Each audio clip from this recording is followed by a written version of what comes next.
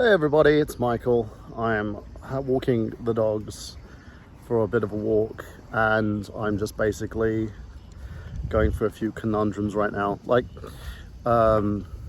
am currently in China. I'm in Anting in Shanghai, Jiading district, and basically there was a new law that got passed by the government, but it's very it's interpreted, right?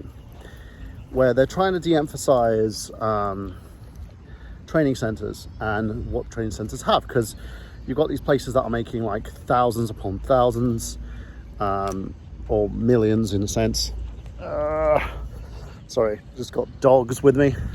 Millions of cents to give people give families kind of the advantage of sending their kids to a proper school, and they're trying to de-emphasize the kind of ethos that Chinese people are kind of known for. People take the piss out of it, where Chinese parents are going to their kids, work. So what's happened is a lot of training centers owned by small businesses have been closing down. That on top of the Delta variant that's happening right now, and the fact that people just won't stop spreading it. Even if they know they have it, they're spreading the damn thing, and it's causing quite a conundrum. Okay, Leafy, no playing. Let's focus on walking, yeah?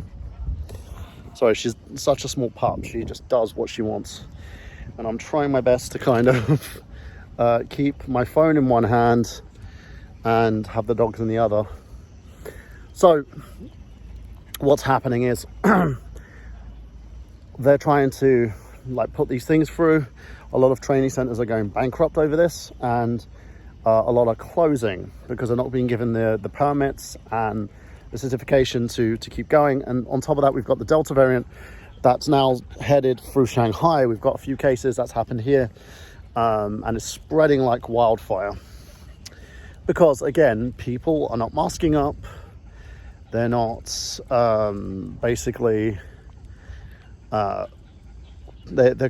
they're going in large crowds. They're playing mahjong or cards together and associating. And I get China is very much a cultural country, right? You've got people who want to spend time with their friends and family and have cookouts. And a lot of that is coming from the culture that China has. And I'm very much in love with this country and its culture and the people in it. But at the same time, you've got to look at, okay, we want to mitigate this risk. And in order to mitigate the risk, we have to do certain things like wear a mask and basically not congregate. By the way, if you're wondering why I'm not wearing a mask at the moment, one, I left it at home, I forgot. I usually wear it all the time. Two, there's not really many people in the park right now. So, well, there's no one in the park right now. So I'm basically keeping myself socially distanced, and I'm away from people. But, so there's no mask mandate right now. People are spreading this thing like wildfire. People knowing that they have it are going out. And it's going to continue to spread until we either get a booster vaccine like what America's doing in order to mitigate the issues with the Delta variant and make sure that people are safe. Or, eventually we go into lockdown again. It looks like we may go into lockdown again. I'm not very happy about this. Because it means that effectively, if we go into lockdown, I'm out of a job. So I'm seeing if anyone else is hiring, if I need to go to somewhere else. I'm kind of not going to training centers anymore looking for work. I'm looking at schools, bilingual schools, international schools, and also kindergartens, because that's the only other way that I can make my money. And I'm literally have dogs all over my legs. Okay, it's the only way I can make my money. But I also need to make sure that the money that I receive from doing this is similar to what I'm getting here, so that I can have enough to pay for accommodation and also pay my way because I need to send money home and pay for this creative writing MA. Now, I'm a bit peed off because the problem is with a lot of people who manage businesses, there's a very small trickle in terms of communication. No one tells you anything until the last minute, which bothers me. So I end up in a situation where I'm the last one to know things, despite me telling my bosses, hey, can you tell me what's happening? They're great people. They are very nice people, and I will point that out. The opportunities that have given me, the money that I've been given, is not something that someone in my position in China usually would get, you know, especially at the time. I didn't even have my TEFL, but I rectified that by doing the online course. This is the thing, and I think people tend to forget that, and I'm not blaming anyone for this. I'm blaming people for the spread of it, but I'm not blaming anyone for the pandemic itself. Pandemics are natural events, you know. At first I was kind of ignorant to it, but then after knowing what was going on, knowing that this was going to happen anyway, regardless of where it started, because it started in 2 locations, and the fact that it's mutated is because of the fact that people just don't listen. They're all like, I can get rid of it. I have a healthy body. I don't need a vaccine. Or why should I wear a mask? Wearing a mask is against my rights and all that. It breeds and it mutates with these people. Because as soon as they catch it, the strain mutates and then a new strain comes out and then another new strain, until eventually it's going to become commonplace in society. But no one listens. And it just boggles the mind. But anyway, I've talked about that constantly. There's no point to going on about it again and again and again. So I'm in a position right now. So I've looked at certain places to interview. I've been looking inside of China. So what I've done is, because of my 9 animals, I've got 6 cats and 3 dogs. I need to relocate them, and so what I needed to do is, when I interview for these positions, come on girls, stop play fighting. Sorry. What I need to do is I need to look at exactly where I'm going. You know, I've got a few interviews in Beijing. Because the fact that their teacher population is low right now, they don't have many native speakers or ESL teachers. I could probably command a better salary there than I would, say, in Shanghai. Probably more than what I'm currently making, to be honest. So that's one option. The other option is going to Shenzhen, because I eventually want to move to Hong Kong, just because I like it there. It reminds me a lot of the UK and the US. I've also got a different option, go to Canada.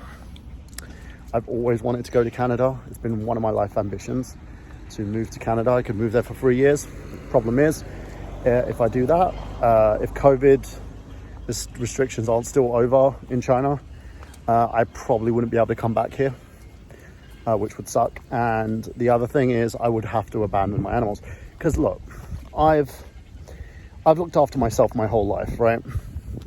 Whenever I've asked people for anything, I think only like 2 people, shout out to Amy Ballett and Vanessa Gerdes, who helped me out when I was stuck in Hong Kong. They gave me some money.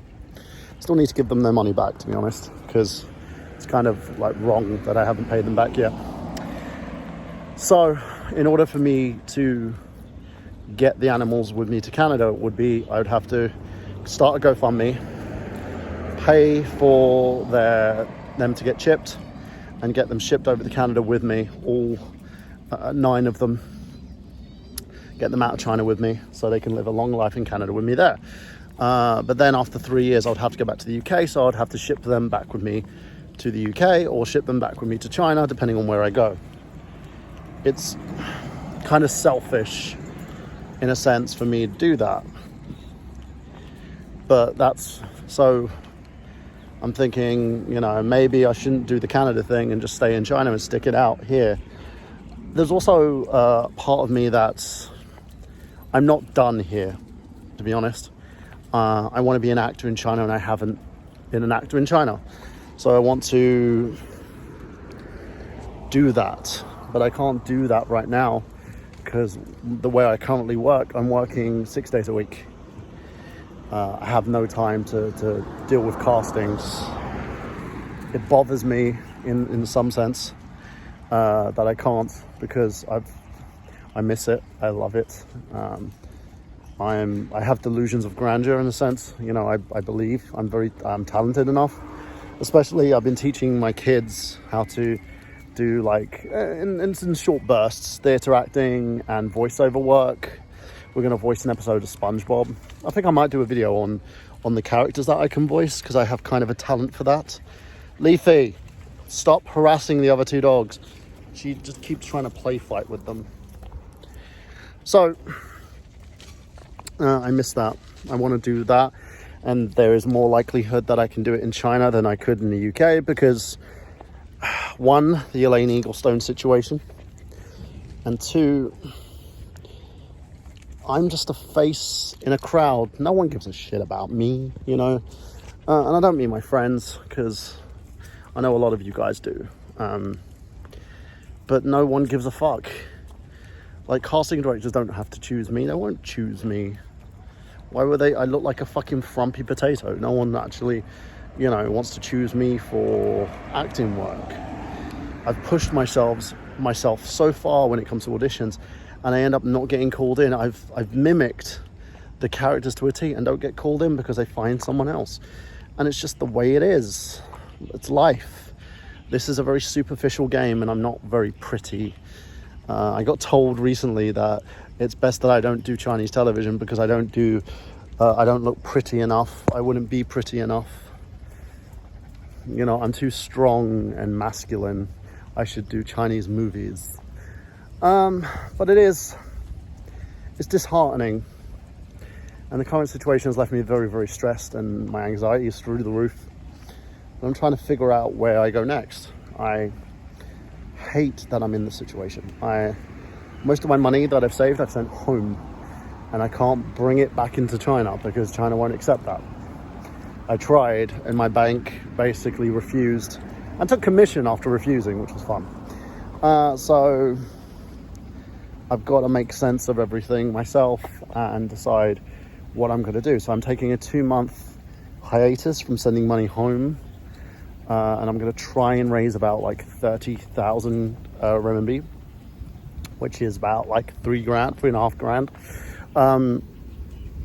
So I can make, if I do get left in the rut, then I can hopefully spend the money that I need to ship my animals to my new home wherever I go in China. I want to stay in Shanghai because I like Shanghai. It's very Western in itself. I've met some awesome people here, but I don't know if I can. And as again, a lot of it's financially, you know, I don't want to downsize when it comes to apartments because the animals need room. It would be so freaking rude of me to shove them into a 1-bedroom, you know, maisonette where I'm just basically have one room. It would be literal abuse. So I'm trying to figure out what to do, how I'm going to do it, and if the time comes, I can move into the right situation. If it doesn't, then I'm kind of fucked. So yeah, that's a little life update. Just letting you guys know what's going on.